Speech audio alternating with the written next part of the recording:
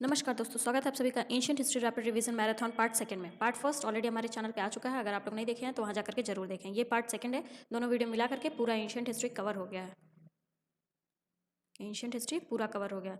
Prelims 2025 के लिए बहुत ज़्यादा बेनिफिशियल है। पूरा एंशिएंट हिस्ट्री आप इससे रिवीजन कर सकते हैं और सिर्फ 4 घंटे में ही। ठीक है, इस वीडियो में हम किसकी बात करेंगे? मौर्यन एम्पायर। मौर्यन एम्पायर से पहले हमने क्या क्या देख लिया?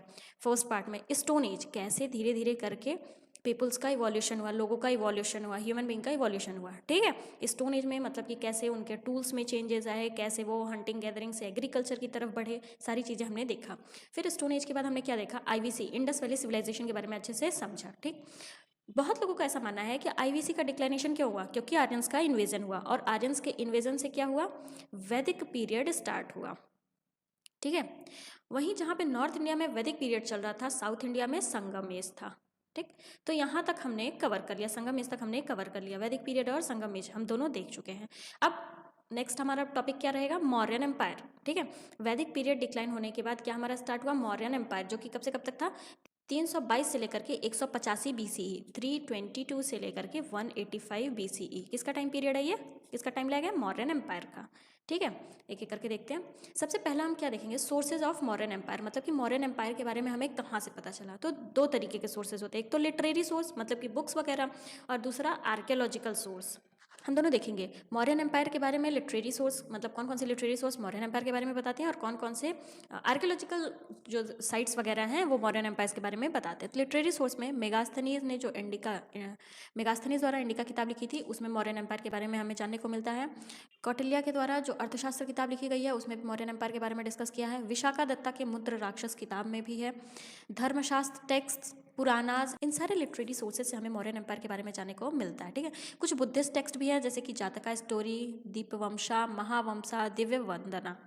तो ये ध्यान दीजिएगा। मेगास्थनीज की इंडिका, कौटिल्यास की अर्थशास्त्र, विशाखा दत्ता की मुद्र राक्षस, कुछ धर्मशास्त्र टेक्स्ट, पुरानास, कुछ बुद्धिस्ट टेक्स्ट जैसे कि जातका स्टोरी, दीपवंशा, महावंशा, ये सारे लिटरेरी सोर्सेज हैं जिनमें मौर्यन एम्पायर के बारे में हमें देखने को मिलता है। ठीक है, अब आर्कियोलॉजिकल सोर्सेज देखते हैं। आर्कियोलॉजिकल सोर्सेज जैसे कि punch marked coin, northern black polished ware, wooden place of Chandragupta Maurya in Pataliputra, और अशोकन इंस्क्रिप्शन एंड एडिक्ट्स।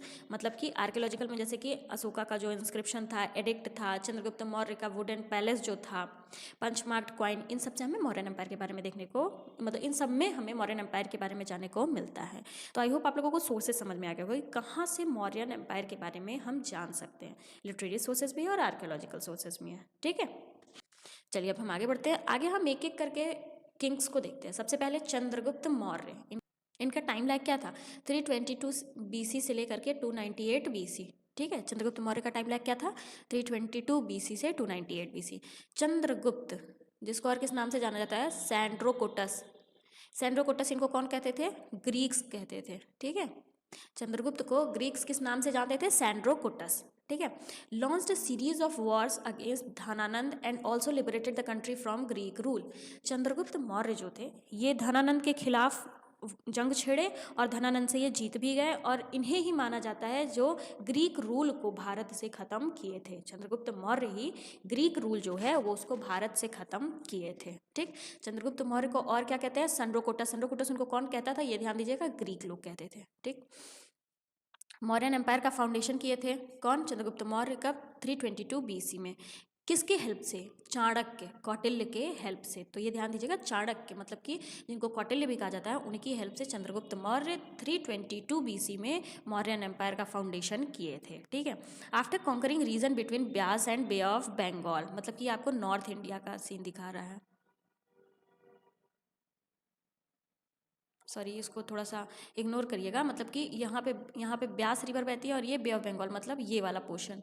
ठीक है, नॉर्थ इंडिया शो कर रहा है ना, नॉर्थ इंडिया। तो पहले ये कॉन्कर्ट क्या किए थे? North India. उसके बाद चंद्रगुप्त ने क्या किया? एक्सपीडिशन स्टार्ट किया। किधर? Andhra, Karnataka, Maharashtra, Gujarat, central region and central regions to Mauryan empire. ठीक, पहले तो इन्होंने नॉर्थ इंडिया को एक्वायर किया, और उसके बाद धीरे धीरे करके इधर सब भी ये एक्सपीडिशन स्टार्ट किए। कौन? Chandragupta Maurya.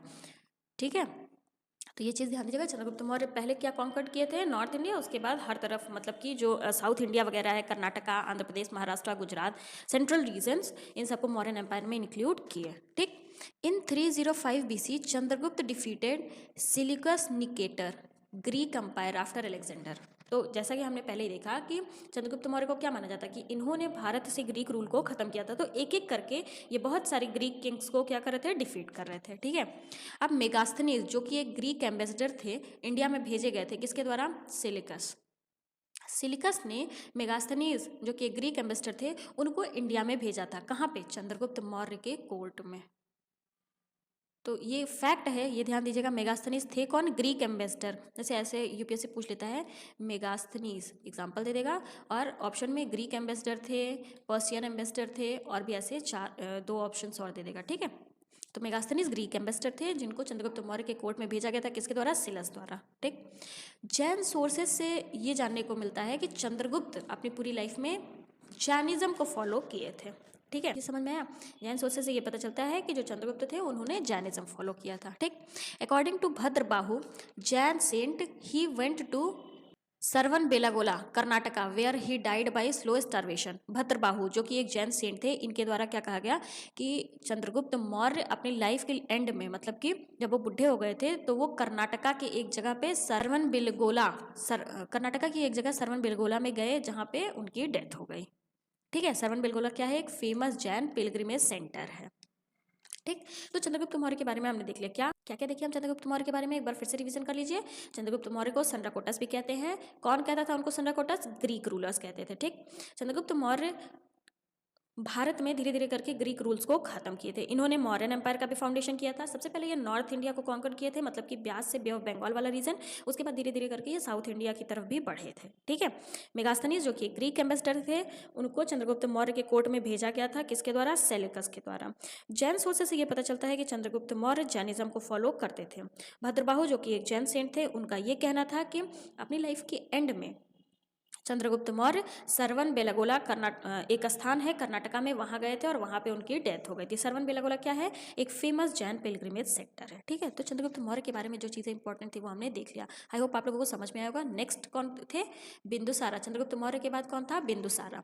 Chandragupta was succeeded by his son Bindusara. Chandragupta Maurya के बेटे थे कौन, बिंदुसारा। तो चंद्रगुप्त मौर्य के बाद कौन आया, बिंदुसारा है। ठीक है, known to the Greek as Amitrochates. देखो ग्रीक्स इनको क्या कहते थे, ग्रीक्स इनको क्या कहते थे, अमित्रुकेट्स। अमित्रुकेट्स का मतलब डिस्ट्रॉयर ऑफ फोएज। ठीक है, Madrasara, Simhasena are the other name use for Bindusara. मतलब बिंदु, जैसे पहले क्या होता था, किंग्स के बहुत सारे नाम होते थे, एक ही नाम नहीं होता था। तो ये मद्रसारा, सिंहसेना, ये सब किसका नाम हुआ करता था, बिंदुसारा का दूसरा नाम हुआ करता था। ठीक है, बिंदुसारा आजीविका सेक्ट को फॉलो करते थे। आजीविका सेक्ट किसके द्वारा फाउंड हुआ है, मखाली गोशाला के द्वारा। ठीक, तो ये सारी चीज़ें ध्यान दीजिएगा। बिंदुसारा आजीविका सेक्ट को फॉलो करते थे, जो कि किसके द्वारा फाउंड हुआ था, मखाली गोशाला द्वारा। Bindusara maintain good diplomatic relation with Antiochus first, Seleucid king of Syria. Bindusara Syria के राजा एंटिकोस फर्स्ट के साथ बिंदुसारा का एक अच्छा रिलेशन हुआ करता था, diplomatic relation, good diplomatic relation हुआ करता था। ठीक, Bindusara requested Antiochus to send him some sweet wine, dried figs and a sophist philosopher. तो जैसा कि हमने देखा कि एंटिकोस फर्स्ट के साथ बिंदुसारा का एक गुड डिप्लोमेटिक रिलेशन था, तो बिंदुसारा ने एंटिकोस फर्स्ट से कुछ डिमांड भी किया कि आप हमारे लिए क्या क्या भेजिए, स्वीट वाइन, ड्राइड फिक्स और कुछ फिलोसफर्स को भेजिए। ठीक है, ऑब्वियसली बात है, जैसे जब दो लोग के बीच में गुड रिलेशन होता है तो एक दूसरे से डिमांड होती है, तो ऐसे करके आप ध्यान रखिएगा। ये एंटिकोस फर्स्ट था कौन, सीरिया के किंग। ठीक, Tibetan Buddhist monk Taranatha describe Bindusara as conqueror of the land between two seas, that is peninsula India. ठीक है, तिब्बतियन बुद्धिस्ट मॉन्क तरनाथा ने क्या डिस्क्राइब किया था कि बिंदुसारा ने दो सीज के बीच के लैंड को कॉन्कर किया था। मतलब कि जो पेनिनसुलर इंडिया है, एक मिनट, ये वाला पार्ट, ये जो पेनिनसुलर इंडिया है, इसको कॉन्कर किया था बिंदुसारा। ठीक है, तो बुद्धिस्ट मॉन्क तरनाथा ने क्या कहा था कि दो सीज के बीच का जो लैंड है वो कॉन्कर करने वाला कौन है, बिंदुसारा है। ठीक है, अब देखिए दिव्य दाम जो कि क्या है, एक बुद्धिस्ट बायोग्राफी है, इसमें क्या मेंशन हुआ था, रिवॉल्ट एट तक्षशिला। तक्षशिला में जो रिवॉल्ट हुआ था, किसके किसके बीच में, अशोका और बिंदुसारा के बीच में। अशोका मतलब कि बिंदुसारा का लड़का। तो जो रिवॉल्ट हुआ था तक्षशिला में, वो कहाँ पे मेंशन है, दिव्य दान, जो कि एक बुद्धिस्ट बायोग्राफी है। बिंदुसारा के बारे में हमें कुछ ही चीज़ें देखनी है, जैसे कि बिंदुसारा को और क्या क्या कहा जाता था, किन किन नामों से जाना जाता था, जैसे सिमसेना, मद्रसारा। उनको ग्रीक्स किस नाम से जानते थे? अमित्रोकेट्स के नाम से जानते थे। ठीक है। बिंदुसारा आजीविका सेक्ट को फॉलो करता था, जो कि मैखाली गोशाला द्वारा फाउंड किया गया था। बिंदुसारा के गुड डिप्लोमेटिक रिलेशन थे किसके साथ? सीरिया के किंग के साथ, एंटिकोस फर्स्ट। जब गुड डिप्लोमेटिक रिलेशन थे तो उन्होंने सीरिया के किंग से कुछ डिमांड भी किया था, जैसे कि sweet wine, dried fix, sophist philosophers वगैरह का डिमांड भी किया था। ठीक है। तिब्बत के एक बुद्धिस्ट मॉन्क तरनाथा के द्वारा ये कहा गया कि बिंदुसारा ने 2 सीज के बीच के लैंड को कॉन्कर किया है। ठीक है। दिव्य दान, जो कि एक बुद्धिस्ट बायोग्राफी है, उसमें तक्षशिला में जो रिवॉल्ट हुआ था अशोका और बिंदुसारा के बीच में, उसके बारे में मेंशन किया हुआ है। तो आई होप बिंदुसारा के बारे में जो चीज़ें थी वो हमने बता दिया और आपको चीज़ें क्लियर भी हो गई होंगी। तो अभी तक हमने क्या देखा है? चंद्रगुप्त मौर्य के बारे में देखा, बिंदुसारा के बारे में, और नेक्स्ट हम किसको देखेंगे? अशोका, जो कि एक इंपॉर्टेंट रूलर हैं किसके? मौर्यन एम्पायर के। बहुत ही ज़्यादा इंपॉर्टेंट रूलर हैं मौर्यन एम्पायर के। ठीक है। देखो, ऐसा माना जाता है कि बिंदुसारा के बहुत सारे लड़के थे। ठीक है। मतलब कि अशोका के बहुत सारे भाई थे और अशोका सबसे छोटे थे, बट केपेबल अशोका ही थे। तो अशोका बाकी अपने सारे भाइयों से लड़ते लड़ाते काफ़ी टाइम बाद थ्रोन पे आए। कब आए? 269 बीसी में। अपने सारे अदर क्लेमेनेंट्स को एलिमिनेट करते हुए, हटाते हुए अशोका ने अशोका किंग बने। कब? 269 बीसी में। किसकी हेल्प से? राधा गुप्ता की हेल्प से। ठीक है। तो अशोका के बहुत सारे भाई थे, बट केपेबल अशोका ही थे। ठीक है। तो इन्होंने अपने सारे बड़े भाइयों को हराते हुए फाइनली 269 बीसी में क्या किया? किंग बने। किसकी हेल्प से? ये जरूर ध्यान दीजिएगा, राधा गुप्ता की हेल्प से बने थे। ठीक है। 8 years after coronation Ashoka fought the horrible Kalinga war in 261 BC. तो ये कलिंगा वॉर, जो कि एक बहुत इंपॉर्टेंट वॉर है, जब ये 269 बीसी में किंग बने, उसके 8 साल बाद ही इन्होंने कलिंगा से लड़ाई किया था, जो कि कलिंगा वॉर नाम से जाना जाता है। ठीक है। कब? 261 बीसी में। देखो, बहुत सारे पॉइंट्स है कि अशोका कौन सा रिलीजन फॉलो करते थे, इसको लेकर के बहुत सारे कन्फ्यूजन थे, बट फाइनली ये माना गया कि मोगालीपुट्टा तिशा के अंडर में अशोका बुद्धिस्ट को फॉलो करते थे। ठीक है। मतलब कि ऐसे बहुत सारे क्वेश्चन अराइज हुए कि अशोका कौन सा रिलीजन फॉलो करते थे, बट फाइनली यही माना गया कि मोगलीपुट्टा तिशा के अंडर में अशोका ने बुद्धिस्ट रिलीजन को फॉलो करना स्टार्ट किया। ठीक। मोगलीपुट्टा तिशा जो 3rd बुद्धिस्ट काउंसिल हुई थी पाटलिपुत्र में, उसको लीड भी किए थे। 250 बीसी में, 250 बीसी में पाटलिपुत्र में 3rd बुद्धिस्ट काउंसिल हुई थी, जिसको प्रिसाइड कौन किया था? मोगालीपुट्टा तिशा। तो ये यहाँ से क्लियर हुआ कि 3rd बुद्धिस्ट काउंसिल किसके टाइम पे हुई थी? अशोका के टाइम पे हुई थी। एक चीज़ क्लियर हुआ ना, अशोका ने कलिंगा से वॉर किया था कब? 261 बीसी में। यही सारे पॉइंट्स इंपॉर्टेंट है। ठीक। अशोका बहुत एक्सट्रीमिस्ट पैसिफिस्ट नहीं था। मान लो कलिंगा वॉर में इसने क्या किया? कलिंग को हरा दिया, बट कलिंग की जो भी किंगडम थी उन्होंने उनको रिटर्न कर दिया और वहाँ पे आर्मी को भी डिसबैन वगैरह नहीं किया था। इसका मतलब क्या समझ में आ रहा है कि वो एक्सट्रीम पैसिफिस्ट नहीं थे, नॉर्मली चल रहे थे। हाँ ठीक है। ये ऑल ओवर, देखो अशोका जो थे ये पूरे इंडिया पे रूल कर रहे थे, बस ये जो कुछ एक्सट्रीम साउथ वाला पोर्शन है इसको छोड़ करके अशोका ने ऑल ओवर इंडिया पे रूल किया था। बट ऐसा नहीं है कि अगर किसी को हरा दिए, जैसे कि हम एग्जांपल मानते हैं कलिंगा वॉर में कलिंगा को इन्होंने हरा दिया, तो ऐसा नहीं था कि उनके सारे किंगडम्स को रख लिया, बल्कि कलिंगा को उनके किंगडम्स रिटर्न कर दिए। ठीक। Under Ashoka almost entire subcontinent came under the single control except extreme south. Extreme south वाले पोर्शन को ये नहीं किए थे कवर, नहीं तो पूरे भारत में किसका राज्य था? अशोका का ही राज्य था। तो अशोका के बारे में जो जो चीज़ें इंपॉर्टेंट थी हमने देख लिया, जैसे कि उन्होंने अपने बहुत सारे क्लेमेनेंट्स को हटाते हुए, डिफीट करते हुए फाइनली 269 बीसी में अशोका किंग बने थे। किसकी हेल्प से? राधा गुप्ता की हेल्प से। कलिंगा वॉर जब ये किंग बने उसके 8 साल बाद ही 261 बीसी में ही इन्होंने कलिंगा से लड़ाई की, जिसको कलिंगा वॉर नाम से भी जाना जाता है। रिलीजन को लेकर के अशोका के बहुत सारे क्वेश्चन अराइज हुए हैं कि ये रिलीजन वो रिलीजन, बट फाइनली ये माना गया है कि मोगालीपट्टनम तिशा के अंडर में इन्होंने बुद्धिस्ट रिलीजन को फॉलो किया। तो जब बुद्धिस्ट रिलीजन किसी जिसके अंडर में ये फॉलो करेंगे तो ऑब्वियस सी बात है, जब कोई काउंसिल होगी, बुद्धिस्ट काउंसिल होगी, तो वही उसको लीड करेगा। तो 3rd बुद्धिस्ट काउंसिल हेल्ड हुई थी अशोका के टाइम में, जिसको लीड कौन किया था? मोगालीपुट्टा तिशा। 250 बीसी में हुआ था पाटलिपुत्र में। ठीक है। अशोका एक्सट्रीम पैसिफिस्ट नहीं था, मतलब कि भले उसने कलिंगा वॉर में कलिंगा को हरा दिया, बट ऐसा नहीं है कि कलिंगा के सारे किंगडम्स को ले लिया, बट बल्कि उन्होंने कलिंगा के जो भी किंगडम थे उसको रिटर्न कर दिया। अशोका ऑल ओवर इंडिया पे, ऑल जो पूरा सब कॉन्टिनेंट है, इंटायर सब कॉन्टिनेंट, उस पर रूल करने लगे थे एक्सेप्ट एक्सट्रीम साउथ, मतलब कि कुछ एक्सट्रीम साउथ के पोर्शंस को छोड़ करके पूरे भारत पर किसका राज्य था? अशोका का राज्य था। तो हमने 3 इंपॉर्टेंट रूलर्स के बारे में देखा। मॉडर्न पीरियड के 3 इंपॉर्टेंट रूलर कौन कौन से? चंद्रगुप्त मौर्य, जिन्होंने मॉडर्न एम्पायर का फाउंडेशन ही किया, बिंदुसारा, जिनका एक इंपॉर्टेंट रोल रहा है मॉडर्न एम्पायर में, और फाइनली हमने अशोका को देखा, जो कि सबसे ज़्यादा इंपॉर्टेंट रूलर रहे हैं मॉडर्न एम्पायर के। तो आई होप आप लोगों को किंग के बारे में समझ में आया होगा। चलिए अब हम आगे देखेंगे। सबसे पहले हम मौर्यंस इकॉनमी देखते हैं। मतलब कि जब मौर्यन एम्पायर था तो उनकी इकॉनमी किस पे डिपेंड थी, कैसे टैक्सेस लगते थे या नहीं लगते थे, ये सारी चीज़ें हम मौर्यंस इकॉनमी में देखेंगे। ठीक है, देखो आयरन टूल्स वगैरह का यूज़ ये लोग किया करते थे। एग्रीकल्चर बहुत अच्छे लेवल पे होने लगा था, इसीलिए एग्रीकल्चर प्रोडक्शन में भी बहुत ज़्यादा इंक्रीज़ हुआ था। ठीक है, एग्रीकल्चरल लैंड वगैरह भी इंक्रीज़ हो गया था, इरीगेशन फैसिलिटीज़ भी स्टार्ट हो गई थी। तो ओवरऑल हम ये कह सकते हैं कि मॉडर्न इकॉनमी में एग्रीकल्चर पे बहुत ज़्यादा ध्यान देने लगा गया। ठीक है, बहुत ज़्यादा प्रोडक्शन भी स्टार्ट हो गया। जब प्रोडक्शन ज़्यादा होगा तो ऑब्वियस सी बात है, धीरे धीरे करके जो लैंड होगा वो एग्रीकल्चर पर्पज़ के लिए ज़्यादा बढ़ेगा। ठीक, इरीगेशन फैसिलिटीज़, मतलब जो भी प्रॉब्लम्स फेस करेंगे लोग एग्रीकल्चर से रिलेटेड, वो प्रॉब्लम धीरे धीरे करके सॉल्व की जाएगी। ठीक है, तो ये सब मॉडर्न इकॉनमी में हुआ। ठीक, देखो मौर्यंस टाइम में फेमाइन भी आई थी, मतलब कि भूखमरी जिसको कहते हैं, भूखमरी।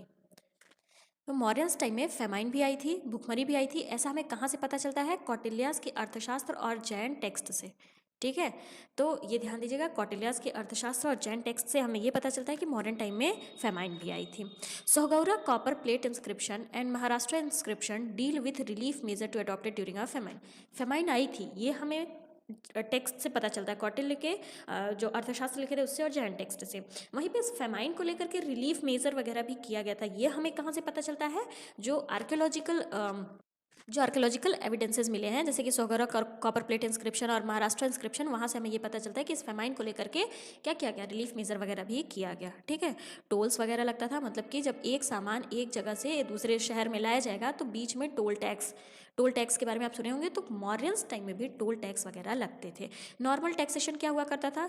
जो भी प्रोडक्शन होगा उसका 1/6, तो ये ध्यान दीजिएगा, जो भी प्रोडक्शन होगा उसका 1/6 नॉर्मल प्रोडक्शन हुआ करता था। अब जो क्राउन के लैंड होते थे वो किस नाम से जाने जाते थे? सीता।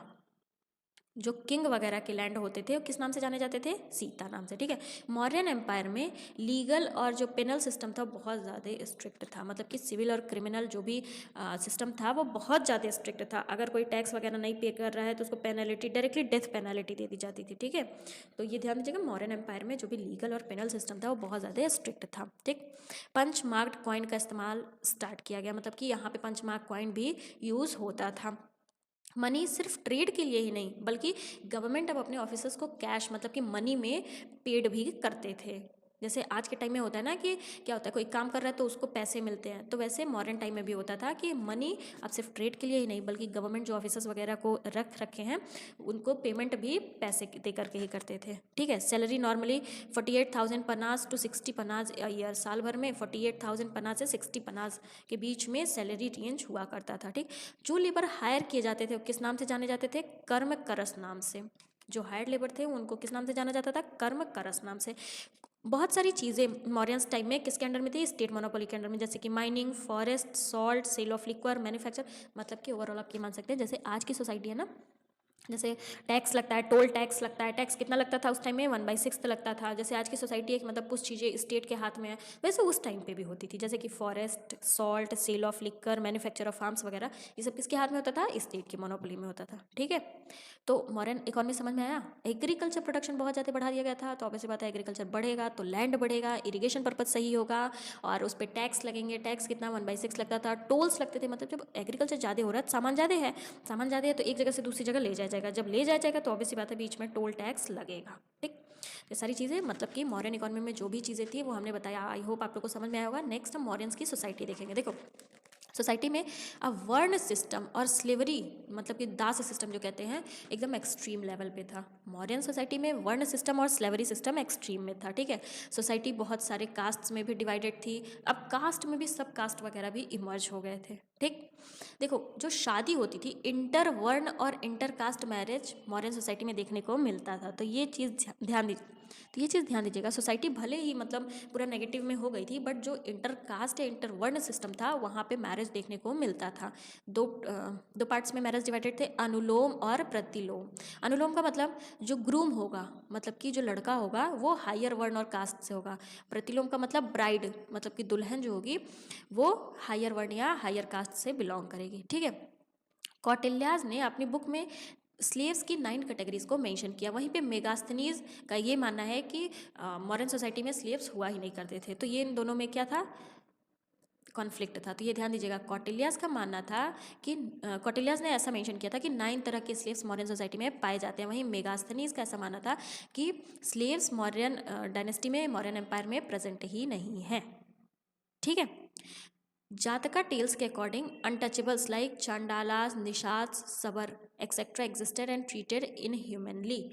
देखो, कुछ जातका स्टोरीज के अकॉर्डिंग क्या था कि मौर्यन सोसाइटी में अनटचेबल्स भी थे, जैसे चंडलास, निषाद, सावर, और इनको बहुत गंदे तरीके से इनह्यूमन वे में ट्रीट किया जाता था। ठीक है, विमेंस की पोजीशन सोसाइटी में डिटेरियोरेट हो गई थी, मतलब कि बहुत ही ज़्यादा खराब हो गई थी। ठीक है, विडो रिमैरेज वगैरह रोक दिया गया था, सती प्रथा एक्सट्रीम लेवल पे थी। तो ओवरऑल क्या है कि विमेंस की पोजीशन बहुत ज़्यादा खराब हो गई थी मॉडर्न्स की। विमेंस की पोजीशन सही कहाँ थी, अर्ली वैदिक पीरियड तक सही थी, उसके बाद लेटर वैदिक से ही धीरे धीरे करके खराब होनी शुरू हो गई। हमने पीछे जो फर्स्ट पार्ट है उसमें ये चीज़ डिस्कस किया है। ठीक, most artisans were Shudra yet there were worst paid and subjected to force labour. जो भी आर्टिसंस वगैरह हुआ करते थे वो मोस्टली शूद्रास हुआ करते थे। जब शूद्रास होते थे तो उनको बहुत कम पैसे या फिर जैसे फोर्स लेबर, जिसको विष्टि भी कहते हैं, ज़बरदस्ती उनसे काम करवाना बिना पैसे के, ऐसा काम किया जाता था। तो इकोनॉमी और सोसाइटी दोनों समझ में आया। सोसाइटी में क्या है मेनली कि सोसाइटी पूरी डिटेरियोरेट हो गई थी, पूरी खराब हो गई थी, विमेंस की पोजीशन खराब हो गई थी, वर्ण सिस्टम बहुत ज़्यादा एग्जिस्ट करने लगा था, कास्ट बहुत ज़्यादा हो गया था, कास्ट में भी सब कास्ट है। सब कुछ खराब होने के बाद एक चीज़ था, सब कुछ खराब होने के बाद एक चीज़ पॉजिटिव था, क्या, इंटरवर्ण और इंटरकास्ट मैरिज होती थी। मैरिज भी 2 पार्ट्स में डिवाइड हो गई थी, अनुलोम प्रतिलोम। अनुलोम का मतलब ग्रूम हायर वर्ण या कास्ट से होगा, और प्रतिलोम में ब्राइड हायर वर्ण या कास्ट से होगी। कौटिल्यास का ऐसा मानना था कि स्लेव्स 9 तरह के प्रेजेंट है मॉडर्न सोसाइटी में। वहीं पे मेगास्थनीज का ऐसा मानना था कि स्लेव्स ही नहीं प्रेजेंट है, स्लेव्स एब्सेंट थे कब, मॉडर्न सोसाइटी में। ठीक है, कुछ जातका स्टोरीज के अकॉर्डिंग क्या था, अनटचेबल्स भी प्रेजेंट थे मॉडर्न सोसाइटी में, जैसे कि चांडालास, निषाद, सबर, जिनको बहुत गंदे वे में ट्रीट किया जाता था, इनह्यूमनली ट्रीट किया जाता था। विमेंस की पोजीशन डिटेरियोरेट पीछे हमने देख ही लिया। मोस्टली आर्टिशन शूद्रास हुआ करते थे, जिनको पेड बहुत गंदे कंडीशन में किया जाता था या फिर पेड ही नहीं किया जाता था। ठीक है, तो मॉडर्न इकोनॉमी और मॉडर्न सोसाइटी हमने देख लिया। नेक्स्ट देखते हैं अशोका का धम्मा और अशोका एडिक्ट्स एंड इंस्क्रिप्शन, इसके बारे में हम देखते हैं। देखो, अशोका बुद्धिस्ट को फॉलो करते थे, अशोका बुद्धिज्म को फॉलो करते थे। ठीक है, तो उन्होंने धम्मा बनाया। धम्मा में क्या था, फ्यू प्रिंसिपल्स ऑफ मोरालिटी, मतलब कि लोगों को कैसे रहना चाहिए, एक इंसान को अपने सोसाइटी में कैसे रहना चाहिए, पोलाइटली कैसे रहना चाहिए, मोरालिटी के साथ कैसे रहना चाहिए, ये सारी चीज़ें धम्मा में मेंशन थी। ठीक है, धम्मा में 4 मेन पॉइंट्स थे, जैसे कि टॉलरेंस, कैसे भी किसी चीज़ों को बर्दाश्त किया जाए, जो बर्दाश्त करने की क्षमता है वो कैसे बढ़ाई जाए, नॉन वायलेंस, मतलब कि वायलेंस ना हो, गुड कंडक्ट, एक दूसरे के प्रति बिहेवियर, पेरेंट्स की तरफ बिहेवियर, एल्डर्स की तरफ बिहेवियर, और वेलफेयर। ये चारों पॉइंट्स थे, मेन पॉइंट्स थे किसके, अशोका का जो धम्मा था। तो ये याद रखिएगा, क्या क्या, tolerance, non violence, good conduct और वेलफेयर। अब एक नए ऑफिसर को भी अपॉइंट कर लिया अशोका ने, जिनको क्या कहा जाने लगा, धम्म महामात्र। इनका क्या काम था, धम्मा को प्रमोट करना। ठीक है, अशोका की बेटी संघमित्रा थी। अशोका ने क्या किया, संघमित्रा को श्रीलंका भेज दिया, किस लिए, जिससे वो बुद्धिज्म को प्रमोट करवा सके। बुद्धिज्म को प्रमोट करवाने के लिए अशोका ने क्या किया, अपनी बेटी संघमित्रा को श्रीलंका भेजा था। ठीक है, Ashoka's dhammas can not be regarded as sectarian faith, his teaching were intended to maintain the existing order on the basis of tolerance. तो ओवरऑल यही, अशोका का धम्मा कोई रिलीजियस फेथ वगैरह को नहीं दिखाता है। ठीक है, अशोका का धम्मा का मतलब ये है कि अशोका सिर्फ एक टीचिंग दे रहे हैं कि how people can live in society politely. ठीक है, इसीलिए तो जो 4 मेन पॉइंट है उसको देख करके आप समझ गए होंगे कौन कौन से पॉइंट्स हैं, tolerance, non violence, good conduct और वेलफेयर। ठीक, धम्मा को प्रमोट करने के लिए एक ऑफिसर भी अपॉइंट हुए थे, उनको क्या कहा जाता था, धम्म महामात्रा। अशोका ने अपनी बेटी संघमित्रा को बुद्धिज्म प्रमोट हो सके, बुद्धिज्म को प्रमोट करवा सके, इसलिए श्रीलंका भेज दिया था। ठीक है, तो अशोका के धम्मा के बारे में आई होप आप लोग समझ गए होंगे सारी चीज़ें, जो भी चीज़ें हैं। अब नेक्स्ट हम क्या देखेंगे, Ashoka addict and inscription. Ashoka की जो भी एडिक्ट्स हैं और इंस्क्रिप्शन हैं उनके बारे में हम देखेंगे। ठीक, they are the most important source of history of modern period. Mauryan period की हिस्ट्री का सोर्स अगर जानना है तो ये सबसे ज़्यादा इंपॉर्टेंट क्या है, अशोका का एडिक्ट और इंस्क्रिप्शन। ठीक, बहुत सारे पार्ट्स में डिवाइडेड है, जैसे कि major and minor rock edict. तो मेजर रॉक एडिक्ट कितने हैं, 16, और माइनर रॉक एडिक्ट 2। वहीं पे मेजर पिलर एडिक्ट 17 और माइनर पिलर एडिक्ट 3। ठीक है, बहुत अलग अलग प्लेसेस पे पाए जाते हैं, जैसे कि मेरठ, तोपारा, कौशाम्बी, सांची, सारनाथ, नंदगढ़, लौरिया, मतलब ये सारी जगह हैं। इन सारी जगहों पे क्या पाए जाते हैं, अशोका के एडिक्ट्स और इंस्क्रिप्शंस पाए जाते हैं। ठीक, अभी इंडिया में जो नेशनल एम्बलम है वो कहाँ से लिया गया है, अशोका सारनाथ पिलर। अशोका का जो सारनाथ पिलर है वहाँ से अभी इंडिया में जो नेशनल एम्बलम है वो लिया गया है। देखे होंगे आप लोग, 3 साइड से जो वो लाइन है ऐसे एक बना हुआ है, एबेकस है, लोटस है, वो सब क्या है, इंडिया का नेशनल एम्बलम है ना, वो कहाँ से लिया गया है, अशोका के सारनाथ पिलर से लिया गया है। ठीक है, अब जो जो भी पिलर्स हैं हर जगह अशोका का नाम मेंशन नहीं है। ठीक है, कुछ ही माइनर रॉक एडिक्ट से अशोका का नाम आपको देखने को मिलेगा। ठीक, ये जो एडिक्ट्स हैं, इंस्क्रिप्शन है, इस पे कौन सा लैंग्वेज यूज़ किया था अशोका ने, प्राकृत लैंग्वेज और ब्राह्मी स्क्रिप्ट। ठीक है, मतलब कि प्राकृत लैंग्वेज क्या होता है, जिससे कि कोई भी हो, मतलब ऐसा ज़रूरी नहीं है कि सिर्फ ब्राह्मण को वो समझ में आए, कोई भी हो सबको वो लैंग्वेज समझ में आए, क्योंकि मेन एम अशोका का था क्या, धम्मा को प्रमोट करना। ठीक है, तो मेनली जो अशोका का एडिक्ट और इंस्क्रिप्शन है उसमें कौन सा लैंग्वेज होता था, प्राकृत और ब्राह्मी। इसके पीछे का रीज़न क्या था कि जिससे सब कोई उसको आसानी से पढ़ सके। ठीक, inscription from Mansehra and Sahabjagari in Pakistan are in Prakrit language but in Kharosti script। हर जगह मतलब मेनली मोस्टली जो भी अशोका का एडिक्ट और इंस्क्रिप्शन होता था उसमें प्राकृत लैंग्वेज और ब्राह्मी स्क्रिप्ट होता था, बट 2 इंस्क्रिप्शन जो कि पाकिस्तान में है, मनसेरा और साहबजगरी, ये प्राकृत लैंग्वेज में तो थे बट करोस्टी स्क्रिप्ट में मेंशन थे। ठीक है, और कांधार का इंस्क्रिप्शन बाइलिंगुअल था, it uses Greek and Aramaic language and script. Ashoka का एडिक्ट और इंस्क्रिप्शन समझ में आया, ये बहुत इंपॉर्टेंट रोल प्ले करते हैं, किस लिए, मॉडर्न पीरियड की हिस्ट्री को जानने के लिए। बहुत सारे पार्ट्स में डिवाइडेड हैं, जैसे कि major rock edict, minor rock edict, major pillar edict, minor pillar edicts. ठीक, बहुत सारी जगहों पर भी पाए जाते हैं। जो अभी इंडिया में जो नेशनल एम्बलम है वो कहाँ से लिया गया है, अशोका के सारनाथ पिलर से लिया गया है। हर रॉक एडिक्ट्स में अशोका का नाम देखने को नहीं मिलता, कुछ ही, वो भी सिर्फ और सिर्फ माइनर रॉक एडिक्ट से अशोका का नाम हमें देखने को मिलता है, मतलब उसमें अशोका का नाम मेंशन्ड है। मोस्टली पर प्राकृत लैंग्वेज और ब्राह्मी स्क्रिप्ट का इस्तेमाल किया गया, बट 2 इंस्क्रिप्शन जो कि पाकिस्तान में है, मनसेरा और साहबजगरी, जिसमें प्राकृत लैंग्वेज लेकिन खरोस्टी स्क्रिप्ट का इस्तेमाल किया गया। वहीं पे कांधार इंस्क्रिप्शन में बाईलैंग्वेज लैंग्वेज, ग्रीक और अरामिक लैंग्वेज और स्क्रिप्ट का इस्तेमाल हुआ है। तो धम्मा और अशोका का एडिक्ट और इंस्क्रिप्शन समझ में आया। चलिए नेक्स्ट हम देखते हैं मौर्यंस के एडमिनिस्ट्रेशन को देखते हैं। Mauryan empire divided into 5 provinces. Mauryan empire 5 provinces में डिवाइडेड था, किसमें किसमें, उत्तर प्रथा, अवंती प्रथा, प्राचार्य प्रथा, दक्षिण प्रथा और मगध। ठीक है, मतलब कि जो मौर्यंस था, ऐसे मान लो ये ऑल ओवर इंडिया और पाकिस्तान वाला एरिया है यहाँ पे, तो ये 5 पार्ट में ऐसे करके डिवाइडेड था। कौन कौन सा, उत्तर प्रथा, अवंती प्रथा, प्राच्य प्रथा, दक्षिण प्रथा और Magadh. Mauryan empire had a huge army and had maintained a navy. Mauryan empire में बहुत बड़ी आर्मी हुआ करती थी और नेवी को भी मेंटेन किया जाता था। ठीक, सेंट्रल एडमिनिस्ट्रेशन देखते हैं। देखो, ओवरऑल रूल कौन करता था, किंग, और किंग को हेल्प कौन करता था, मंत्री परिषद। मंत्री परिषद, मंत्री परिषद में कौन कौन हुआ करता था, युवराज, पुरोहित, सेनापति और अदर्स। ठीक है, मतलब कि सबको रूल कौन करता था, किंग, और किंग को हेल्प असिस्ट कौन करता था, मंत्री परिषद। मंत्री परिषद में कौन कौन हुआ करते थे, युवराज, पुरोहित, सेनापति और भी लोग। ठीक, highest officers were called tirthas and adhyakshas. Higher officers को क्या कहा जाता था, तीर्थास और अध्यक्षास कहा जाता था। ठीक है, तो सेंट्रल एडमिनिस्ट्रेशन समझ में आया।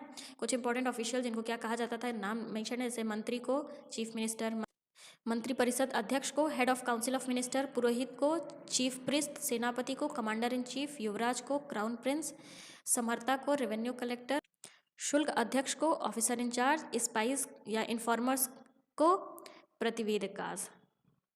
ठीक है, तो यहाँ पे इंपॉर्टेंट ऑफिशियल्स के नेम लिखे हुए हैं। आई होप अब आप लोगों को मौर्याज एडमिनिस्ट्रेशन भी समझ में आया होगा। सेंट्रल एडमिनिस्ट्रेशन, इंपॉर्टेंट ऑफिशियल्स और 5 प्रोविंसेस में डिवाइडेड था मौर्यन एम्पायर, क्या क्या नाम है, हमने सारी चीज़ें डिस्कस कर ली हैं। ठीक है, नेक्स्ट हम देखते हैं। तो हमारा यहाँ पे मौर्यन एम्पायर भी कंप्लीट हो गया। तो अभी तक हमने क्या क्या देखा, स्टोन एज, स्टोन एज, फिर आईवीसी, आईवीसी के बाद वैदिक पीरियड, वैदिक पीरियड के बाद हमने क्या देखा, संगम एज, संगम एज, और संगम एज के बाद हमने क्या देखा, मौर्यन एम्पायर, मौर्यन एम्पायर।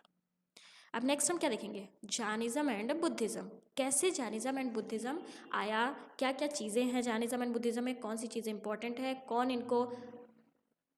इनके फाउंडर रहे, कौन कौन सी चीज़ें हुई, सब हम डिटेल में देखेंगे। ठीक, तो चलिए वीडियो को आगे लेकर के चलते हैं। चलिए सबसे पहले हम शुरुआत बुद्धिज्म से करेंगे, बुद्धिज्म कंप्लीट करने के बाद हम जैनिज्म को देखेंगे। ठीक है, बुद्धिज्म के फाउंडर कौन माने जाते हैं, गौतम बुद्ध, जिनका टाइम लैग क्या था, 563 बीसी से 483 बीसी। ठीक है, गौतम बुद्ध को और भी नाम से जाना जाता है, जैसे कि सिद्धार्था, शाक्य मुनि, तथागता।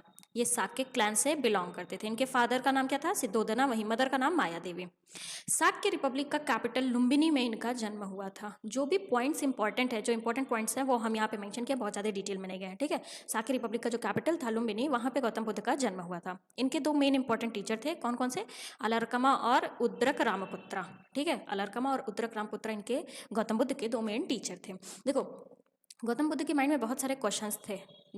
जब वो थोड़े से बड़े हुए तो उनके माइंड में बहुत सारे क्वेश्चंस आए कि आखिर लोगों को पेन क्यों होता है, दर्द क्यों होता है, ये दर्द से मुक्ति कब मिलती है, कैसे मिल सकती है। तो इनके माइंड में बहुत सारे क्वेश्चंस आए। ये क्वेश्चंस का आंसर लेने के लिए अपना घर बार छोड़ करके निकल गए और इधर उधर एज अ वॉन्डरर ये टहलने लगे कि हाँ, अब हमें कहीं ना कहीं से इसका आंसर पता ही चलेगा। ठीक, तो पहली बार इनको इनलाइटनमेंट मिला, मतलब कि हर चीज़ के बारे में नॉलेज मिली। डायरेक्ट कहा जा सकता है कि भगवान डायरेक्टली इनको क्या दिए, प्रेरणा दिए और नॉलेज दिए। कहाँ पे, बोध गया में, पीपल ट्री के नीचे। ठीक है, इनको इनलाइटनमेंट जिसको कहते हैं, मतलब कि हर चीज़ की जानकारी मिली। कहाँ पे, पीपल ट्री के नीचे बोध गया में, जब ये 33 साल के हुए। ठीक है, on the bank of river Niranjana. अब जब इनको सब कुछ पता चल गया, इनको इनलाइटनमेंट मिल गई, तो अब ये क्या करेंगे, ये अपनी टीचिंग सब में बांटेंगे ना, स्प्रेड करेंगे ना। तो इन्होंने अपना पहला सरमन कहाँ दिया था, मतलब पहली टीचिंग ये कहाँ पे दिए थे, सारनाथ में, डियर पार्क। ठीक है, ऑन धर्म चक्र परिवर्तना टू 5 डेसिपल्स इंक्लूडिंग महाकश्यपा। ठीक, महापरिनिर्वाणा का मतलब कि इनका डेथ, महापरिनिर्वाणा का मतलब हर चीज़ से मोक्ष प्राप्ति, मुक्ति मिल जाना, मतलब कि डेथ हो जाना। तो इनकी डेथ कब हुई थी, जब ये 80 ईयर्स के हो गए थे कुशीनगर में। ठीक है, तो गौतम बुद्ध के बारे में जो भी चीज़ें एसेंशियल थी, जैसे कि इनको और नामों से जाना जाता है, जैसे कि सिद्धार्थ, शाक्य मुनि, तथागता, शाक्य क्लैन से बिलोंग करते हैं, मदर फादर का नेम, इनका बर्थ प्लेस, इनके टीचर्स। इनलाइटनमेंट कब मिली, फर्स्ट सरमन ये दिए कब, जब इनलाइटनमेंट मिल गई, इनको सब कुछ प्राप्त हो गया, तो ऑब्वियस सी बात है ये अपनी टीचिंग्स को स्प्रेड करेंगे। तो कहाँ पे स्प्रेड किए, कैसे स्प्रेड किए, महापरिनिर्वाणा मतलब कि हर पेन से इनको मुक्ति कब और कहाँ मिली। ठीक, अब हम देखेंगे 3 ज्वेल्स ऑफ बुद्धिज्म। बुद्धिज्म के 3 ज्वेल्स रहे हैं, जिनको त्रिरत्न कहते हैं। कौन कौन थे, बुद्धा, एक तो गौतम बुद्धा खुद, सेकेंड धम्मा और थर्ड संघ।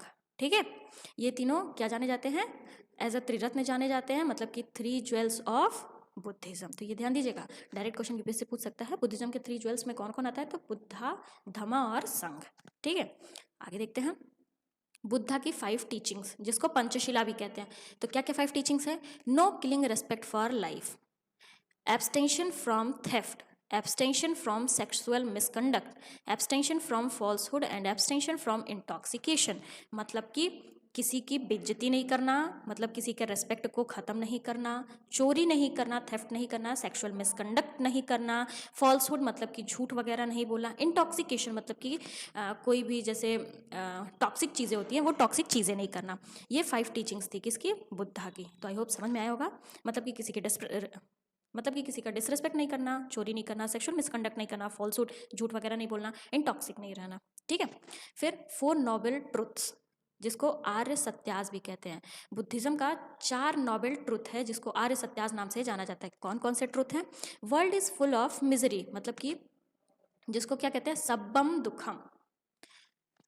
बुद्धिज्म का ऐसा मानना है कि जो विश्व है, दुनिया है, वो फुल ऑफ मिजरी है, कष्ट से भरी हुई है। ठीक है, कष्टों से ये पूरी दुनिया भरी हुई है, ये पहला ट्रुथ। दूसरा ट्रुथ क्या है, desire is a root cause of sorrow, हर कष्ट का रूट कॉज क्या है, इच्छा, डिजायर जिसको कहते हैं। ठीक है, थर्ड क्या है, desire can be conquered, desire को खत्म किया जा सकता है। दुख निरोधा, अगर किसी को दुख नहीं चाहिए, सॉरो नहीं चाहिए, तो वो क्या कर सकता है, डिजायर को खत्म कर सकता है, क्योंकि हर चीज़ का रूट कॉज क्या है, डिजायर है। देखो चौथा क्या है, desire can be conquered by following ashtangika marga. ये कह रहे हैं डिज़ायर को ख़त्म कैसे किया जा सकता है, जो अष्टांगिक मार्ग हैं, यहाँ है ना अष्टांगिक मार्ग, इसके माध्यम से डिज़ायर को ख़त्म किया जा सकता है।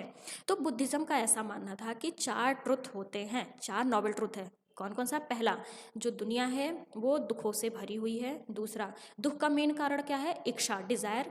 तीसरा क्या कहता है कि डिज़ायर को ख़त्म किया जा सकता है। और चौथा बताता है डिज़ायर को कैसे ख़त्म किया जा सकता है, अष्टांगिक मार्ग के द्वारा डिज़ायर मतलब कि इच्छा को ख़त्म किया जा सकता है। ये है 4 नोबल ट्रुथ। तो हमने बुद्धा की 5 टीचिंग और 4 नोबल ट्रुथ देखा। अब हम अष्टांगिक मार्ग जिससे डिज़ायर ख़त्म किया जा सकता है उसको देखते हैं, जिसको 8 फोल्ड पाथ भी कहते हैं। ठीक है, क्या क्या है? Right view, right intention, right speech, right action, right livelihood, right mindfulness, right effort, right concentration. मतलब कि इन 8 चीज़ों से क्या किया जा सकता है? डिज़ायर, इच्छा को ख़त्म किया जा सकता है। ठीक है, किसे किसे? अगर हमारा व्यू सही होगा, हमारा इंटेंशन सही होगा, हमारे बोलने की तरीका मतलब स्पीच सही होगा, हमारा एक्शन सही होगा, हमारा लाइवलीहुड सही होगा, माइंडफुलनेस सही होगा, एफर्ट्स सही होंगे, कंसंट्रेशन सही होगा, तो क्या किया जा सकता है? हम डिज़ायर को ख़त्म कर सकते हैं। और जब एक बार डिज़ायर ख़त्म हो जाएगा तो हमारा सारा कष्ट, हमारा सारा दुख खत्म हो जाएगा। ठीक है, लास्ट में 3 पितिकास। देखो, पितिकास का मतलब क्या होता है? रूल्स। तो 3 तरीके के रूल्स की बुक्स थी। ठीक है, बस इतना ही आप ध्यान दीजिएगा। 3 तरीके के रूल्स की बुक्स थी जिनका नाम क्या क्या था? विनय पिताका, सुत्त पिताका और अभिधम्म पिताका। विनय पिताका में क्या था? Rule of conduct and disciples applicable to monastic life of monks and nuns. Sutta Pitaka में main teaching of Dhamma and Buddha Khuddaka Nikaya. और अभिधम्म पिताका में philosophical analysis and systematization of the teaching and scholarly active of the monks. तो इतना नहीं डिटेल में जाना है, बस त्रिपिटकास का मतलब क्या कि 3 तरीके के रूल्स की बुक, ऐसे समझो। क्या क्या है? पहला है विनय पिताका, दूसरा सुत्त पिताका और तीसरा अभिधम्म पिताका। ठीक, तो हमने इसमें क्या क्या देखा? बुद्धा की 5 टीचिंग्स, 4 नोबल ट्रुथ जो कि बुद्धिज्म मानती है, 8 फोल्ड पाथ जिनके थ्रू क्या किया जा सकता है? डिजायर को खत्म किया जा सकता है। और त्रिपिटकास, तीनों के नाम देखे। पितकास का मतलब रूल्स। ठीक है, अब आगे देखते हैं। बोधिसत्वास। बोधिसत्वास देखो हुआ क्या था? 4th बुद्धिस्ट काउंसिल, बहुत सारे बुद्धिस्ट काउंसिल हुए थे, जिसमें से जब 4th बुद्धिस्ट काउंसिल हुआ था तो बुद्धिज्म 2 पार्ट में डिवाइड हो गया था, एक हीनयान और एक महायान। देखो, हीनयान का ऐसा सपोर्ट था, मतलब कोई भी आइडल वर्शिप वगैरह नहीं, डायरेक्टली जो बुद्धा ने बता करके गया वही बस टीचिंग होगी। और महायान ये धीरे धीरे करके सॉफ्ट हो गए और बुद्धा के साथ साथ ये आइडल वर्शिप वगैरह भी स्टार्ट कर दिए। तो महायान का ये मानना था कि जो बोधिसत्वास हैं, बोधिसत्वास का मतलब एक पर्सन हुआ करते थे, जो बोधिसत्वास हुआ करते थे वो हमें निवारणा की तरफ ले जाएंगे। ठीक है, ये महायान का मानना था। और हीनयान का मानना था कि जो भी निर्वाणा की तरफ हमें जाना है, मतलब कि मोक्ष की तरफ हमें जाना है, वो हम खुद ही जा सकते हैं, हमें कोई वहाँ ले नहीं जा सकता। बट महायान का ये मानना था कि जो बोधिसत्वास हुआ करते हैं वो हमें निर्वाणा की तरफ ले जाते हैं। ठीक है, तो महायान बुद्धिज्म में क्या था? Bodhisattva is a person who can reach nirvana but delay doing so through compassion for suffering beings.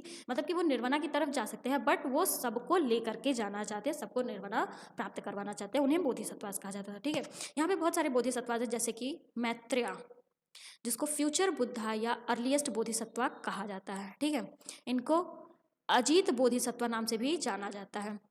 Hold a water vial in his left hand, popular laughing Buddha is claim to be an incarnation of Maitreya. तो मैत्रेय ऐसे पूछ लेता, future Buddha किस बोधिसत्व को कहा जाता है? 4 option दे देगा, तो उसमें से आप ध्यान दीजिएगा मैत्रेय। ठीक है, नेक्स्ट बोधिसत्व कौन है? Samantabhadra.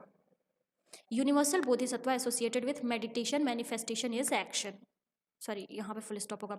Universal Bodhisattva associated with meditation, meditation से कौन से बोधिसत्व एसोसिएटेड है? समंतभद्र। ठीक है, इनके अकॉर्डिंग क्या है? Manifestation is action.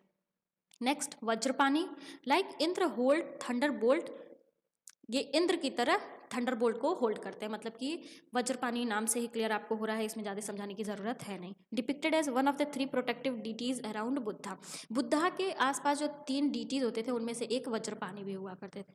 ठीक है, और बाकी 2 मंजूश्री और अवलोकतेश्वरा। बुद्धा के तीनों तरफ जो प्रोटेक्टिव डीटीज हुआ करते थे वो कौन कौन हुआ करते थे? उनमें से एक तो वज्रपानी थे, बाकी 2 मंजूश्री और अवलोकतेश्वरा। ठीक है, अब अवलोकतेश्वरा के बारे में देख लेते हैं। काइंड हार्टेड, अवलोकतेश्वरा क्या है? काइंड हार्टेड है। ठीक है, मैनिफेस्ट्स बुद्धास कंपैशन।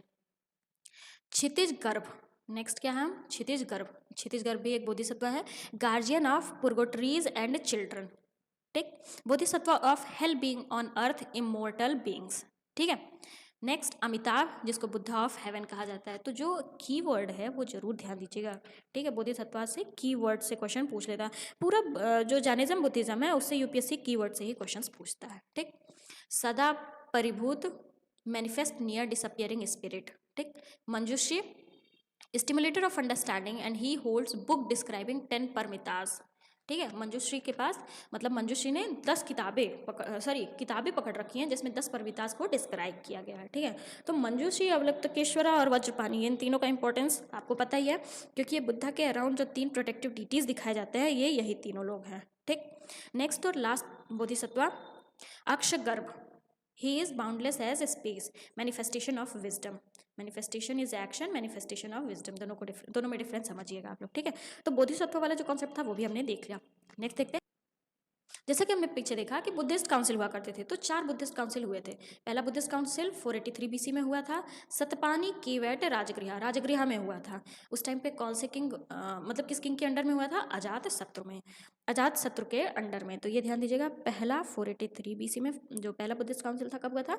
483 बीसी में, सतपानी कीवैट राजगृह में, अजात शत्रु के अंडर, ठीक। सेकेंड बुद्धिस्ट काउंसिल वैशाली में हुआ था। उस टाइम पे किंग कौन थे? कालाशोका।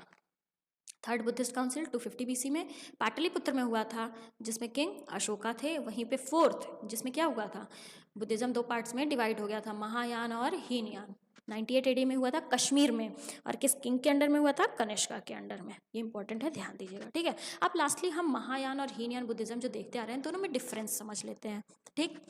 हीनयान जैसा कि मैंने बताया ये सिर्फ बुद्धा को मानते थे, डायरेक्ट बुद्धा की टीचिंग्स को। वहीं महायान बुद्धिज्म का क्या था? ये आइडल वर्शिप को प्रमोट करते थे, बोधिसत्वास पे बिलीव करते थे, बोधिसत्वास, ठीक है। Mahayana is a Sanskrit word which literally mean great vehicle, sought salvation through grace and help Buddha and bodhisattvas, ठीक है। बोधिसत्वास वगैरह पे बिलीव करते थे, इनको लगता था बोधिसत्वास मतलब इनका मानना ऐसा था कि बोधिसत्वास निर्वाणा में हेल्प करते हैं। It originated in northern India and Kashmir and then spread east into Central Asia, East Asia and some area of Southeast Asia। देखो जो महायान बुद्धिज्म है इनका ओरिजिनेशन नॉर्थ इंडिया से हुआ था और फिर धीरे धीरे करके ईस्ट की तरफ बढ़ा था, ठीक। Believe that Buddha will be born again. Mahayana Buddhism का क्या मानना था कि बुद्धा फिर से जन्म जरूर लेंगे, ठीक है। आइडल फॉर्म ऑफ वर्शिप को ये प्रमोट करते थे, संस्कृत लैंग्वेज का यूज करते थे, सब स्कूल्स जैसे कि चितमत्रा और मध्यमका, ठीक है। तो जो इम्पोर्टेंट था महायान बुद्धिज्म का वो यही था कि आइडल वर्शिप पे बिलीव करते थे। इनका मानना था कि जो बुद्धा हैं वो फिर से जन्म जरूर लेंगे। बोधिसत्व वगैरह पे विश्वास करते थे। इनका मानना था कि बोधिसत्व निर्वाणा में हेल्प जरूर करेंगे, ठीक।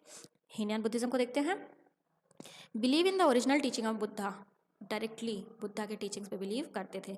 Followed original teaching of Buddha, sought individual salvation, ये देखो इंडिविजुअल साल्वेशन, बोधिसत्व पर बिलीव नहीं था, ठीक है। इनका मानना था कि अब बुद्धा रिबॉर्न नहीं होंगे। Did not believe in idol worship. मतलब लैंग्वेज ध्यान दीजिएगा, जो हीनयान बुद्धिज्म थे अभी भी पाली लैंग्वेज का इस्तेमाल करते थे, वहीं महायान बुद्धिज्म सॉफ्ट हो गए थे, धीरे धीरे करके संस्कृत लैंग्वेज का भी इस्तेमाल करने लगे। तो ओवरऑल क्या है, महायान बुद्धिज्म का टोटल अपोजिट हीनयान बुद्धिज्म, ठीक। जो ट्रेडिशनली चलते आ रहे हैं बुद्धिज्म वो हीनयान बुद्धिज्म थे, और जो थोड़ा सा चेंज होकर के आए, मतलब कि जो चेंज बदलाव लाए, उनको क्या कहा जाता है? महायान बुद्धिज्म। तो यहाँ पे हमारा बुद्धिज्म वाला कॉन्सेप्ट कंप्लीट हुआ। आई होप आप लोगों को चीज़ें क्लियर हो गई होंगी। हमने क्या क्या देखा? पहले बुद्धा के बारे में हमने देखा, फिर बुद्धा की teachings, noble truth, 8 fold path, 3 Pitakas, और उसके बाद बोधिसत्वास को डिटेल में देखा। उसके बाद फिर हमने बुद्धिस्ट काउंसिल देखा, और लास्टली हमने महायान और हीनयान बुद्धिज्म को देखा, ठीक है। अब हम क्या स्टार्ट करेंगे? जैनिज्म को। चलिए अब जैनिज्म को शुरू करते हैं। Jainism came into provinces in 6th century BC when lord Mahavir propagated the religion. Jainism का प्रोमिनेंस में आया, मतलब कि कब एग्जिस्टेंस में आया? 6th सेंचुरी बीसी में, ठीक। तो ये टाइम ध्यान दीजिएगा। Jain is derive from word Jain is derive from jina और Jaina which means conqueror. Jain कहाँ से डिराइव हुआ है? जीना या जैना शब्द से, जिसका मतलब क्या है? Conqueror. There are 24 tirthankaras and the first tirthankaras was Rishabhanath और ऋषभदेव। देखो क्या है, 24 तीर्थंकारास है, जिसमें जो पहले तीर्थंकारा थे उनका क्या नाम था? ऋषभनाथ या ऋषभदेव भी इनको कहते हैं, ठीक है। 23rd तीर्थंकारा जो कि पार्श्वनाथ थे, जिनका जन्म वाराणसी में हुआ था। जो इंपॉर्टेंट तीर्थंकारस हैं वहाँ पे लिखा हुआ है, जैसे कि फर्स्ट इंपॉर्टेंट है, 23rd और 24th, ठीक, मतलब कि मोस्ट इंपॉर्टेंट है। तो पहले का नाम क्या है? ऋषभनाथ, ऋषभनाथ। 23rd का नाम क्या है? पार्श्वनाथ, पार्श्वनाथ। वहीं पे 24 तीर्थंकरा का वर्धमान महावीरा। तो जो वर्धमान महावीरा थे वो 24वें तीर्थंकरस थे। ठीक। डॉक्ट्रिन ऑफ जैना is older than the Buddhist doctrine. जो बुद्धिस्ट डॉक्ट्रिन था उससे पुराना डॉक्ट्रिन ऑफ जैन था। तो ये चीज़ ध्यान दीजिएगा, मतलब कि जैनिज्म बुद्धिज्म से पुराना है। ठीक है, आगे देखते हैं। वर्तमान महावीरा के बारे में समझते हैं, जिसका टाइम लैग क्या है? 539 से 467 BC। बर्थ कहाँ हुआ था? कुंदरग्राम नियर वैशाली। गणत्रिका क्लैन से ये बिलोंग करते हैं। ठीक है, कमेंट करके बताइए कि जो बुद्धा थे वो किस क्लैन से बिलोंग करते थे? बुद्धा अभी पीछे हमने डिस्कस किया। तो वर्तमान महावीरा किस क्लैन से बिलोंग करते थे? गणत्रिका क्लैन से। बुद्धा महावीरा कंटेम्परेरी थे। वर्तमान महावीरा के पेरेंट्स का नाम सिद्धार्थ और त्रिशाला। ठीक है, इनकी वाइफ का नाम यशोदा और इनको एक बेटी भी थी जिसका नाम अनोजा या प्रियदर्शना भी था। ठीक है, वर्तमान महावीरा की एक बेटी भी थी जिसका 2 नाम था, क्या? अनोजा और प्रियदर्शना। इनके 2 मेन टीचर थे। जैसे कि हमने बुद्धा का देखा सब कुछ, वैसे ही वर्तमान महावीरा के भी 2 मेन टीचर थे, अलकरामा और Udraka Rama Putra. He attained kaivalya highest spiritual knowledge at the age of 42। देखो, जैसे बुद्धा 33 की एज में इनलाइटनमेंट उनको मिला था, वैसे ही वर्धमान महावीरा को भी नॉलेज मिला था, जिसको कैवल्य कहते हैं। देखो, बुद्धा का जो मिला था टीचिंग, उसको इनलाइटनमेंट कहा गया, इनलाइटनमेंट। वहीं पे महावीरा को जो टीचिंग मिला, जो नॉलेज मिला, उसको कैवल्य कहा गया। तो ये नाम जरूर आप लोग ध्यान दीजिएगा। 42 ईयर्स की एज में वर्तमान महावीरा को भी नॉलेज हुआ, जिसको क्या कहा गया? कैवल्य। ठीक है, अब जब इनको टीचिंग मिल गई, उसके बाद इनको महावीर नाम से जाना जाने लगा। ठीक है, अभी तक ये सिर्फ वर्धमान मतलब इनका पूरा नाम, अभी तक इनका पूरा नाम वर्धमान महावीरा नाम था। ठीक है, लेकिन जब इनको टीचिंग नॉलेज मिल गई, स्पिरिचुअल नॉलेज मिल गई, यहाँ से इनको महावीर नाम से भी जाना जाने लगा। अब जब नॉलेज मिल गई है बुद्धा की तरह, तो ये भी अपना नॉलेज क्या करेंगे? देंगे जरूर। तो पहला सरमन कहाँ दिए थे? पावा में दिए थे। Died at Pava near Rajagriha at the age of 72 की एज में ही इनकी डेथ भी हो गई थी। ठीक है, तो ओवरऑल महावीरा के बारे में भी हमने देख लिया। जैसे हम बुद्धा के बारे में देखे थे एक एक पॉइंट, वही सेम पॉइंट हमने महावीरा के बारे में भी देख लिया। जैसे कि उनका बर्थ कहाँ हुआ था, उनके पेरेंट्स का नाम क्या था, उनके टीचर्स कौन थे, वो पहला स्पिरिचुअल नॉलेज कब पाए, कहाँ पे उन्होंने अपना पहला सरमन दिया और डाइड कब हुए। यही सेम हमने बुद्धा के बारे में भी देखा था। ठीक है, महावीरा की टीचिंग्स को अब देख लेते हैं। Rejected authority of Veda and वैदिक रिचुअल्स। ये तो बुद्धिज्म और जैनिज्म दोनों सपोर्ट करते हैं। ठीक है, बुद्धिज्म और जैनिज्म दोनों वेद और वैदिक रिचुअल्स को रिजेक्ट करते हैं। ठीक, did not believe in existence of God.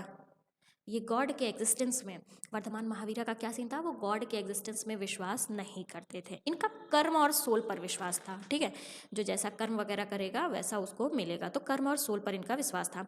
Emphasis the equality but did not condemn the वर्ण सिस्टम से टोटली अगेंस्ट थे। Advocated a life of austerity and non violence वगैरह बहुत सपोर्ट करते थे। अगर कहीं कुछ एक्सट्रीम सेंटेंस था, कुछ एक्सट्रीम वर्ड था, तो वो किसका था? वर्तमान महावीरा का ही था। ठीक है, जैनिज्म का एक्सट्रीम था। जैसे कि उनका क्या मानना था कि जो मिट्टी होती है उसमें भी उसके भी सोल होते हैं, उसको भी दर्द होता है, इसीलिए एग्रीकल्चर नहीं करना चाहिए। अब ये एक्सट्रीम स्टेटमेंट है या नहीं है? एक्सट्रीम है ना। तो जहाँ भी एक्सट्रीम चीज़ें आएंगी वो आप समझ जाइएगा कि वो किसका था? जैनिज्म का सपोर्ट था वहाँ पे। ठीक है, नेक्स्ट देखते हैं जैनिज्म की 5 डॉक्ट्रिन्स। कौन कौन सी? Ahimsa, non injury to a living being, satya मतलब कि सही बोलना, झूठ ना बोलना, asatya do not steal, sorry asteya do not steal मतलब कि चोरी ना करना। ठीक है, aparigraha do not acquire property, brahmacharya continence. ठीक है, तो ये जैनिज्म की 5 डॉक्ट्रिन थी। कौन कौन सी? अहिंसा, सत्य, असत्य, अपारगृह और ब्रह्मचर्य। ठीक, 3 ज्वेल्स जिनको त्रिरत्ना, जैसा कि बुद्धिज्म में भी हमने देखा था ना 3 ज्वेल्स थे, बुद्धिज्म के 3 ज्वेल्स, वैसे ही जैनिज्म के भी 3 ज्वेल्स। जैनिज्म के 3 jewels, right faith, right knowledge, right action. इसको लर्न करने के लिए आप क्या कर सकते हो? जैसे KFC के बारे में आप लोगों में से बहुत लोग जानते हैं ना, तो KFC याद करना। जैनिज्म का जो त्रिरत्न है उसको KFC से लर्न करिएगा, कि मतलब right knowledge, right faith, right conduct. तो KFC ये क्या है? जैनिज्म का 3 ज्वेल्स। ठीक, चलिए आगे देखते हैं। अब जैनिज्म के स्प्रेड को देखते हैं। देखो, जैनिज्म कैसे फैला? तो जैनिज्म फैलाने के लिए एक संघ हुआ करते थे। संघ में मेंस और वीमेंस दोनों हुआ करती थी।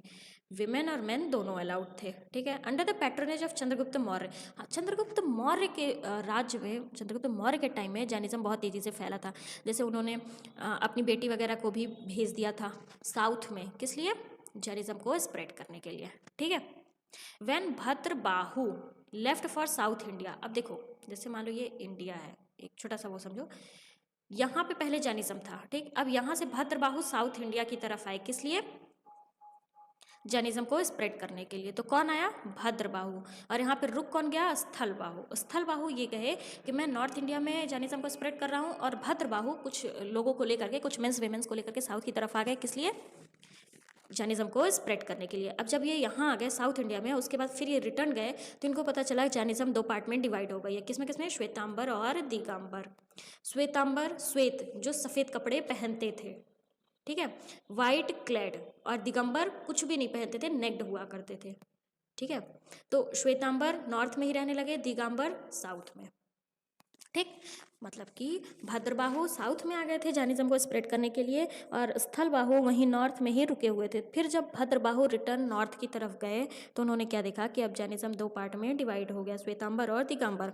याद करने का तरीका, श्वेतांबर, श्वेत मतलब सफ़ेद, मतलब कि जो सफ़ेद कपड़ा पहना है। तो ऑब्वियस सी बात है, जो दूसरा वाला है उसमें लोग कपड़े पहने ही नहीं है, नेक्ड हैं, ठीक है। श्वेतांबर वहीं रुक गए, कपड़ा पहन करके वहीं रुक गए, दिगंबर साउथ की तरफ आ गए, ठीक। आया समझ में? अब जरा श्वेतांबर और दिगंबर के बारे में थोड़ा सा देख लेते हैं। Digambar, monks of this sect believe in complete nudity, मतलब कि एकदम पूरा न्यूड ये रहते थे। Male monks do not wear cloth while female monk wear unstitched plain white sari. Male तो कुछ भी नहीं पहनते थे, बट फीमेल क्या करती थी? अनस्टिच्ड प्लेन वाइट साड़ी पहनती थी, ठीक है। दिगंबर्स 5 वोज को फॉलो करते थे, जो कि पीछे अभी हमने देखा। कौन कौन से वोज? सत्य, अहिंसा, असत्य, अपारगृह और ब्रह्मचर्य। ये जो पांचों वोज था, उसको दिगंबर फॉलो किया करते थे, ठीक है। Believe women can not achieve liberation. अब देखो, दिगंबर का क्या मानना था कि विमेन्स को लिबरेशन नहीं मिल सकता है, ठीक। दिगंबर किसके अंडर में थे? भद्रबाहु के अंडर में, और कुछ मेजर और माइनर सबसेक्ट्स भी इसमें थे, ये यहाँ पे मेंशन है। अब श्वेतांबर देख लेते हैं। इसमें मॉन्क्स वाइट क्लॉथ पहनते थे। ये सिर्फ 4 वोज को मानते थे, ये ब्रह्मचर्य को नहीं मानते थे। तो ये एक इंपॉर्टेंट पॉइंट है, इसको ध्यान दीजिएगा। वोज 5 है, जैनिज्म के 5 वोज है। कौन कौन से? सत्य, अहिंसा, असत्य, अपारगृह और ब्रह्मचर्य। दिगंबर पांचों को मानते थे, बट श्वेतांबर जो ब्रह्मचर्य है उसको नहीं मानते थे, ठीक। श्वेतांबर कैसा माना था कि विमेन्स भी लिबरेशन वगैरह को अचीव कर सकती हैं। किसके अंडर में था? स्थलबाहु के अंडर में ये सेक्ट हुआ करता था, ठीक है। इसके भी कुछ मेजर सेक्ट्स हैं जो कि यहाँ पे मेंशन्ड है, ठीक। तो आई होप आप लोगों को अब जैनिज्म वाला भी कॉन्सेप्ट समझ में आया होगा। बुद्धिज्म तो हमने पहले ही ऑलरेडी डिटेल में डिस्कस कर लिया। यहाँ पे हमारा जैनिज्म का भी कॉन्सेप्ट कंप्लीट हुआ, जिसमें हमने क्या क्या देखा। सबसे पहले तो जैनिज्म के बारे में देखा, फिर वर्धमान महावीरा के बारे में देखा, उनकी टीचिंग्स को देखा, डॉक्ट्रिन्स को देखा, ज्वेल्स देखा, 3 ज्वेल्स, फिर कैसे जैनिज्म स्प्रेड हुआ और 2 पार्ट में डिवाइड हुआ, दिगंबर और श्वेतांबर, ठीक है। चलिए, तो अभी तक हमने क्या देखा? स्टोन एज हमने देख लिया अच्छे से, ठीक है। कैसे कैसे ह्यूमन बीइंग में डेवलपमेंट हुआ। उसके बाद हमने आईवीसी देखा। बहुत लोगों का ऐसा माना था आईवीसी क्यों खत्म हुआ? क्योंकि आर्यंस का इन्वेजन हुआ। आर्यंस के इन्वेजन से क्या हुआ? वैदिक पीरियड स्टार्ट हुआ। इसको इरेज करते 1 मिनट। वैदिक पीरियड स्टार्ट हुआ, ठीक है। अब जहाँ पे नॉर्थ में वैदिक पीरियड चल रहा था, साउथ में क्या चल रहा था? संगमेश चल रहा था, ठीक। संगमेश खत्म हुआ, वैदिक पीरियड खत्म हुआ, तो क्या स्टार्ट हुआ हमारा? मौर्यंस, ठीक है। मौर्यंस के ही टाइम में क्या क्या था? जैनिज्म और बुद्धिज्म, सॉरी यहाँ पे देखते हैं, जैनिज्म और बुद्धिज्म क्या हुए? मतलब बहुत पीक पे थे। तो हमने जैनिज्म और बुद्धिज्म को देख लिया। अब मौर्यंस के बाद हम ये देखेंगे पोस्ट मौर्यंस पीरियड, मतलब कि जब मौर्यंस धीरे धीरे करके हार गए, तो मतलब मौर्यन रूल खत्म हो गया, तो उसके बाद क्या हुआ, जो कि 200 BC से 300 AD के बीच का टाइम है, ठीक है।